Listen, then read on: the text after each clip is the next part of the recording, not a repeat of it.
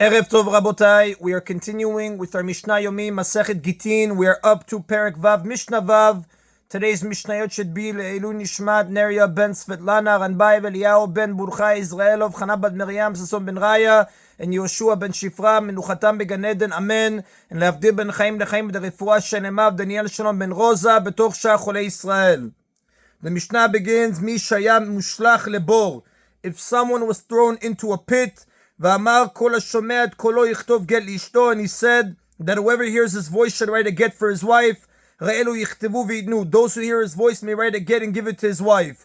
Although the man spoke only about writing the get, we assume that he meant for them to deliver it as well, and he forgot to mention it due to the stress of the situation. Even if the people hearing his voice do not recognize the person in the pit, they may still write and deliver a get for him as long as he gave his name and the name of the town in which he lives, and his wife's name and the town in which she lives.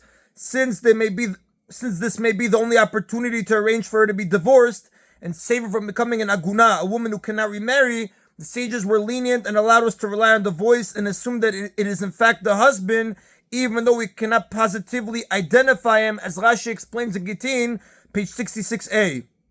The law is different when the husband is not in any danger. If a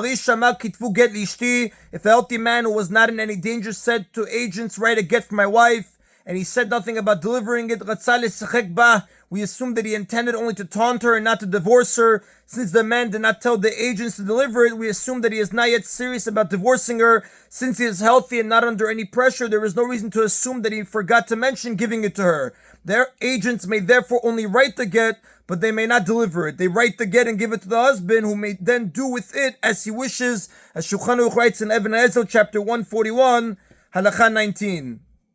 Now, sometimes a healthy man tells agents only to write a get, but later events showed that he was actually under a great deal of stress when he gave those instructions.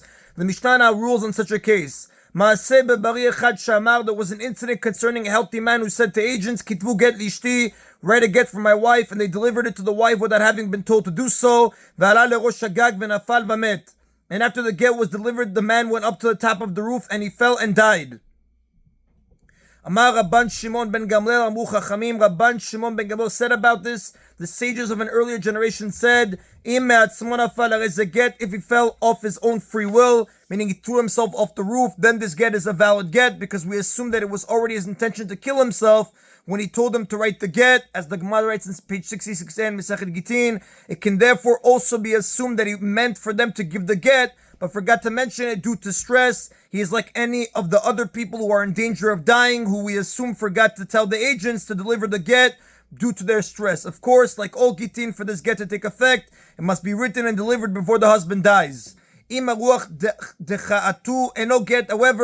if the wind pushed him off the roof, then it is not a valid get, since he was not under any stress when he gave the instructions, because if he fell because of the wind, it cannot be assumed that he intended to commit suicide. We must assume that he said nothing about delivering the get because he was not yet ready to divorce her. And that is the end of Mishnah Vav. Mishnah Zayin discusses whether an agent appointed by the husband to write a get may appoint someone else to take his place. Amar lishnaim tenu get lishti. If a husband said to two people, give a get to my wife, which means write the get, sign it, and give it to her, since a get cannot be given until it is written and signed. When a husband tells agents to give a get without handing them a get to give, he means that he wants them to write the get, sign it, and then give it. On the other hand, when a husband tells people to write a get and does not say anything about giving it, he means only that they should write and sign the get and nothing more, as explained in the previous Mishnayot. Or if he explicitly said to three people, write a get. Now it's understood that this means write it and sign it and give it to my wife. They must write the get, sign it, and give it to the wife themselves, and cannot ask a scribe to write it or other witnesses to sign it. Since the only thing they received from the husband was words, instructions, but nothing tangible such as a get, where the husband handed the agents a get and told them to deliver it, they may give it to another agent to deliver for them, like we spoke about in chapter 3, Mishnah 6. But here he only gave instructions, nothing tangible, such as a get. They cannot transfer their duties to another agent. This is because of the general rule that words cannot be handed over from an agent to an agent. Words, such as the instructions to write a get, are too insubstantial to be transferred to others, as Rashi says on page 29a in Masechet Gittin. The Mishnah now cites a dispute as to whether agents who were told to deliver a get may assign that task to others. Amar lishlosha tinu get lishti. However, if he said to 3 people, give a get to my wife, and he did not explicitly tell them to write it, they may tell others to write, sign, and deliver the get, because we assume that the husband has designated them as a court to take charge of the divorce proceedings.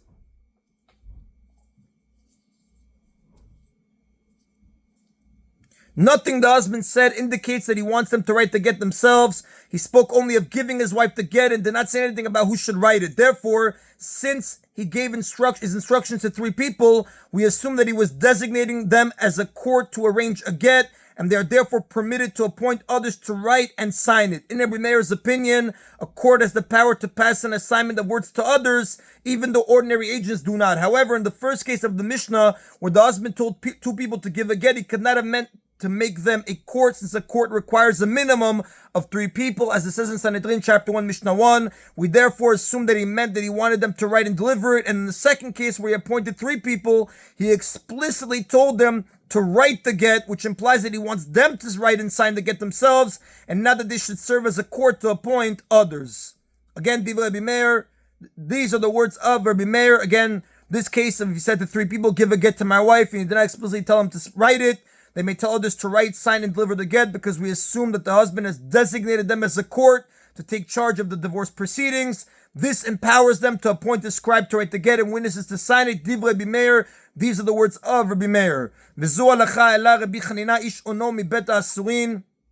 And this is a law that Rabbi Chanina of Ono brought back from prison, where he visited Rabbi Akiva. Rabbi Akiva was in prison for defying the Roman ban against teaching Torah. When Rabbi Chanina visited him in prison, he asked about this case and brought back Rabbi Akiva's answer.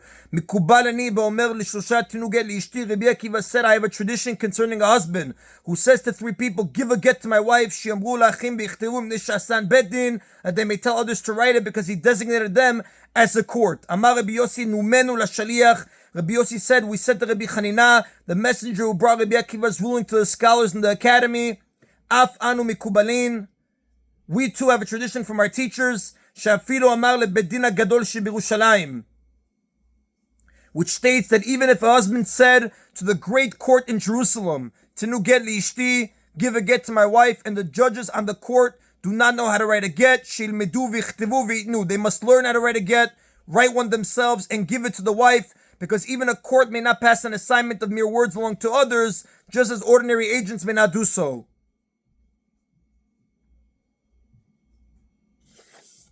The Mishnah now explains the law where a husband told a large group of people to write a get for him. Amar la'asara kitvu nu get liishti.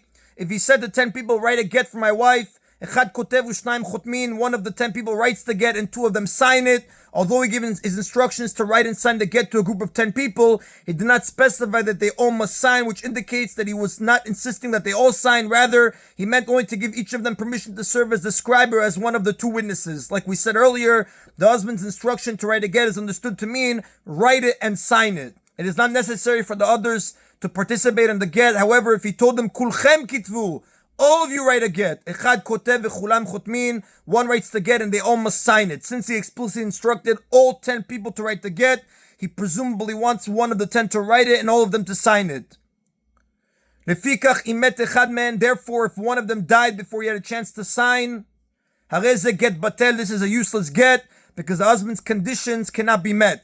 By telling all 10 to write the get, the husband has linked the get's validity to their participation. Therefore, if they do not all participate, the get is invalid. And that is the Nabotai of today's Mishna Yomi. Baruch Adonai Leolam. Amen v'amen.